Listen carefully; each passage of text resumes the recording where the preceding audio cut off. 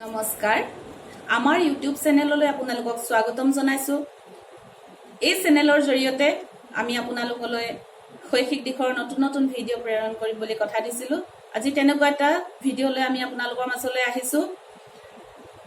ইয়াৰ আগৰ দুটা ভিডিঅ'ত আমি কাৰকৰ বিষয়ে কৈছিলো আৰু তাত আমি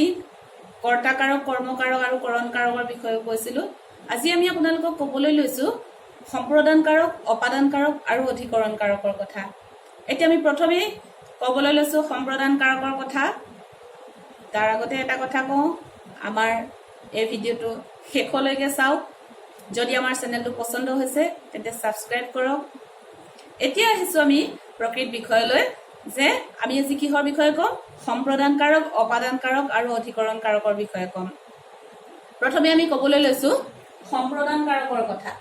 সম্প্ৰদানকাৰক এই কাৰকত কি হয় যে সম্প্ৰদানকাৰকৰ বিষয়ে যেতিয়া আমি ক'বলৈ লৈছো প্ৰথমে কৈছো যে সম্প্ৰদানকাৰকত আমি একেবাৰে কিবা এটা বস্তু দি দিও যেতিয়া একেবাৰে দি দিয়া বুজায় তেতিয়া তাক কি কোৱা হয় সম্প্ৰদানকাৰক বুলি কোৱা হয় অৰ্থাৎ সম্প্ৰদান কৰি দিয়া এতিয়া আমি গুৰুলৈ দক্ষিণা দিলো গুৰুলৈ দক্ষিণা দিলো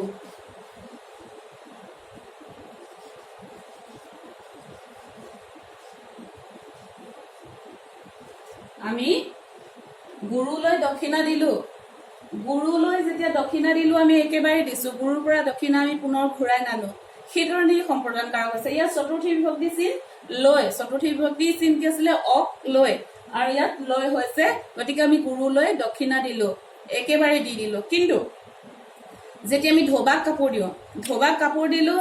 ধোবাক কাপোৰ দিয়াটো কিন্তু সম্প্ৰদানকাৰক হ'ব নোৱাৰে কাৰণ ধোবাৰ পৰা কাপোৰ আমি পুনৰ ঘূৰাই আনিম ধোবাক কাপোৰখিনি আমি একেবাৰে নিদিও গতিকে হেতু সম্প্ৰদানকাৰক হ'ব নোৱাৰে তাৰ পিছতে যেতিয়া আমি হৰিক 100 টকা ধাৰলৈ দিলো হৰিক 100 টকা ধাৰলৈ দিলো হি কেতিয়াও সম্প্ৰদানকাৰক হ'ব নোৱাৰে কাৰণ হৰিৰ পৰা 100 টকাটো আমি পুনৰ ঘূৰাই আনিম গতিকে ই সম্প্ৰদানকাৰক হ'ব নোৱাৰে ইয়াৰ পিছতে আমি এটা কথা ক'ব বিচাৰিছো যেতিয়া আমি কি কৰো যে এজনী ছোৱালী যেতিয়া দৰালৈ বিয়া দিও একেবাৰে দি দিও কেতিয়াও আমি ঘূৰাই নানো সেইটো কাৰণে বিয়াখনত কি হয় সম্প্ৰদান কৰা বুলি কোৱা হয় গতিকে সম্প্ৰদানকাৰকটো সম্প্ৰদানকাৰকত অৰ্থাৎ আমি একেবাৰে যেতিয়া দি দিও তেতিয়া সেইটো হ'ব সম্প্ৰদানকাৰক সম্প্ৰদানকাৰকৰ বিষয়ে নিশ্চয় বুজি পাইছে ইয়াৰ পিছতে আমি ক'বলৈ লৈছো অপাদানকাৰক অপাদানকাৰক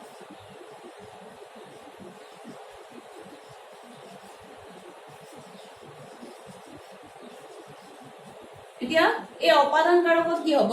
যে অপাদানকাৰকত আমি যেতিয়া সম্প্ৰদানকাৰকত কি কৰিছিলো দি দিছিলো আৰু অপাদানকাৰকত আমি এটা আনিম আমি ঘূৰাই আনিম যে সম্প্ৰদানকাৰকত দিয়া বস্তুটো ঘূৰাই আনিম আমি যে অপাদানকাৰকত কিবা এটা আনিম আমি গতিকে অপাদানকাৰকত কি হ'ব যে সৰ্থেবাৰীৰ পৰা শৰাইখন আনিছো সৰ্থেবাৰীৰ পৰা সৰ্থেবাৰীৰ পৰা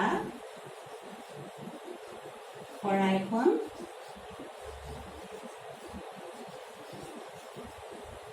আনিলো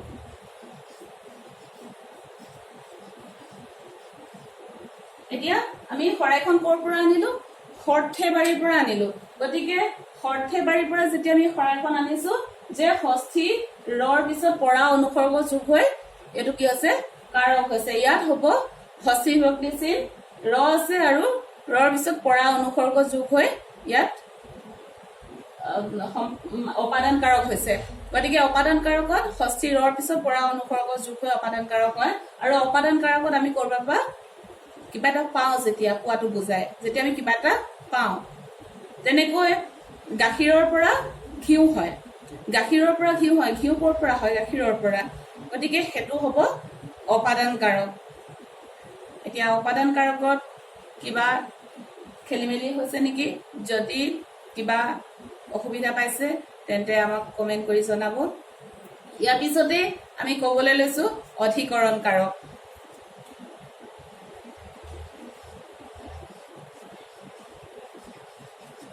অধিকৰণকাৰক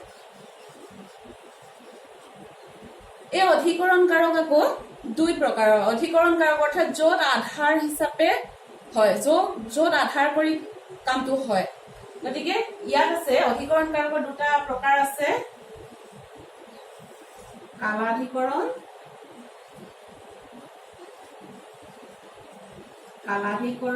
আৰু ইটো হ'ল আধাৰাধিকৰণ।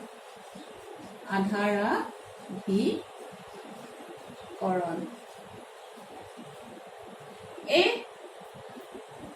কালাধিকৰণত কি হয়, কামটো কোনটো সময়ত হয়, যে সময়টো বুজায়, যে পুৱাতে আহিবা বা সন্ধিয়া পঢ়িম, এনেকৈ পুৱাতে আহিবা অৰ্থাৎ ৰাতিপুৱা আহিবা। ইয়াত অধিকৰণ কাৰকত সপ্তমী বিভক্তি চিন হয়, যে পুৱাতে আহিবা বুলি কৈছে, এইটো কাল সময় পুৱাতে বুজাইছে। তাৰপিছত হৈছে আধাৰাধিকৰণ কাৰকত আকৌ আৰু তিনিটা বিষয় আছে, যে ভাগ আছে, যে একদেশ, বিষয় আৰু ব্যাপ্তি। একদেশ অধিকৰণ কাৰক, বিষয় অধিকৰণ কাৰক আৰু ব্যাপ্তি অধিকৰণ কাৰক। একদেশ অৰ্থাৎ কি হয়, যিকোনো মানে অৰ্থাৎ আধাৰাধিকৰণ মানে কি হ'ল, যে য'ত কামটো হ'ব, এতিয়া যি সময়ত কামটো হ'ব, কিন্তু এইটো হ'ব কি, যি ঠাইত কামটো হ'ব, য'ত কামটো হ'ব। সেইটো কাৰণে আধাৰাধিকৰণৰ কি আছে, একদেশ, বিষয় আৰু ব্যাপ্তি। একদেশ, বিষয়, ব্যাপ্তি। যে একদেশ অধিকৰণ কাৰকত কি হ'ব, যে কোনোবা নিৰ্দিষ্ট ঠাইত যেতিয়া হয় কামটো, কোনোবা এডোখৰ ঠাইতহে হয়, গোটেই অঞ্চলটো জুৰি নহয়। যে অসমত চাহ খেতি হয়, কি হয়, অসমৰ কোনোবা নিৰ্দিষ্ট ঠাইতহে চাহ খেতি হয়, গোটেই অসমখন জুৰি চাহ খেতি হৈ থকা নাই। গতিকে ই হ'ব একদেশ অধিকৰণ কাৰক। তাৰপিছত বিষয় অধিকৰণ কাৰকত কি হ'ব, যে কোনো এটা ল'ৰাটো গণিত বিষয়ত ভাল, যে কোনোবা নিৰ্দিষ্ট এটা বিষয়ত ভাল, ল'ৰাটো সংগীতত ভাল, ল'ৰাটো পঢ়া শুনাত ভাল, কোনোবা এটা নিৰ্দিষ্ট বিষয়ত ভাল, কোনোবা এটা নিৰ্দিষ্ট কামত ভাল। গতিকে সেইটো হৈছে বিষয় আধাৰাধিকৰণ কাৰক। তাৰপিছত ব্যাপ্তি আধাৰাধিকৰণ কাৰকত হ'ব কি, গোটেই ঠাইডোখৰ জুৰি যেতিয়া কাৰকটো হ'ব, কামটো হ'ব। অৰ্থাৎ কি হ'ব, যে পুখুৰীত মাছ আছে বুলি কোৱাৰ লগে লগে পুখুৰীটোৰ নিৰ্দিষ্ট এডোখৰ ঠাইত মাছ নাথাকে, পুখুৰীটোত থাকিব পাৰে আমি, কিন্তু তথাপিতো কি হয়, পুখুৰীটো আমি ক'ত আছে ধৰিব নোৱাৰো। গতিকে গোটেই পুখুৰীটো জুৰিয়ে মাছ থাকে,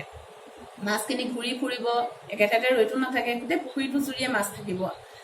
তাৰপিছত তিলত তেল